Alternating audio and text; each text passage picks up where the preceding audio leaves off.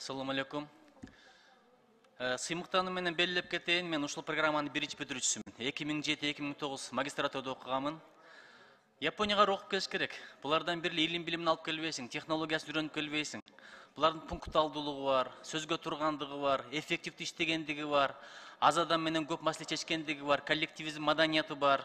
Ошон үчүн ооматты ошо тырыс чугушат дейт, ким барса, алардын жакшы апаттарын үйрөнүп келет.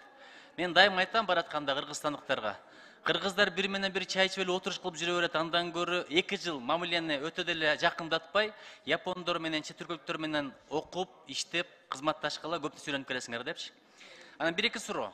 Ошол жактан бүткөндөн кийин канча жыл мамлекетке иштеп бериш керек? Дагы бир жолу тактап айтып коесузбу?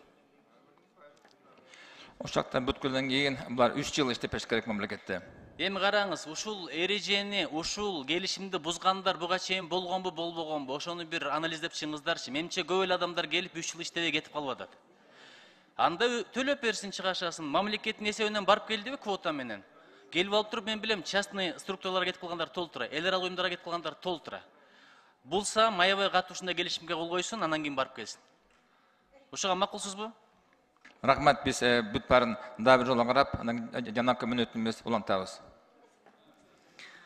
Анан өзбек туугандардын бир сөзү бар да, бекер болсо Пекинге чейин деген. Жалаң эле ушул бирөөлөрдүн грантына окутпай, өзүбүз деле бир каражат бөлүп, балдардын квалификациясын көтөрбөйлү, бир эле Японияда эмес. Мына мисалы мен өзбекстандык досум бар, Японияда чогуу окуганбыз, Сахи деген. Азыр Өзбекстандагы 2-нчи банктын генералдык директору. Сколковто барып окуп атыптыр. Мамлекет төлөп берет экен. Айтат, аябай көп нерселерди үйрөнүп атам деп. Гарвардтын атайын программалары бар. Ушул жактарын ойлонуп көрбөйсүздөрбү? Анткени билесиз, Малайзияга антип көтөрүлдү эле. Ошол эле Махаткир канчалаган адистерди чыгыш батышка жөнөткөн. Япондор өздөрү дагы Германияга, Америкага, Англияга жөнөтүп атып кадрларын даярдаган. А биз болсо ким бекер грант берсе жөнөтүп коебуз, өзүбүздүн андай программа жок. Казактардын болочогун көрүп атасыздар, канча кадрларын даярдап алды. Ушундай бир жолдорду ойлонуп атасыздарбы?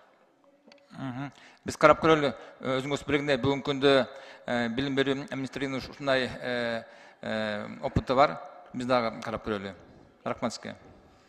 Биз Раматылык жана Медет Садыркулов президенттин аппараттын башчысы болчу. Ошол жөнөткөн келатканда силерди мындай жакшы тосуп алабыз, потенциалыңарды пайдаланабыз, карьераңар жакшы кетет деп жөнөткөн, бирок мен келип алып программадан жумуш издеп жүргөм, жумушу жок калганмын. Ошондой болбойбу? Гарантия бере аласызбы? Болбойт. Анан эми япондорго ишенсе болот. Анан кыргыздар аралашкан жерде сөзсүз мындай коррупция болуп кетчү эле. Кайсы бир этабында кыргызстандыктар өздөрү дагы экзамен алганга катышат. Же жалаң япондор өздөрү тандайбы? Биякта негизи жалаң япондор өздөрү тандайт. Биз жин эң акырында биз киришебиз. Бирок уже баардыгы уже алынган болот. Бар топтолгондон кийин мен суранат элем, өткөндөрдүн бир семинарын кыласыңар да. Сураныч бир чакырып койсоңуздар, кеңештеримди берип коеюн, жакшы ниет менен барып келсин. Ал жакка барып селфи түшүп келе турган, мактана турган, сүрөттөрүн чыгара турган жер эмес да.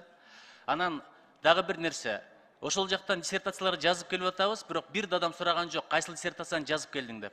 Ошолордун бир база данныхын, маалымат базасын түзүңүздөрчү. Анткени алар рекомендация берет. Ошол аркылуу Кыргызстандагы саясаттын жакшырышына өздөрүнүн рекомендациясын берет да. Рахмат, эске алалы.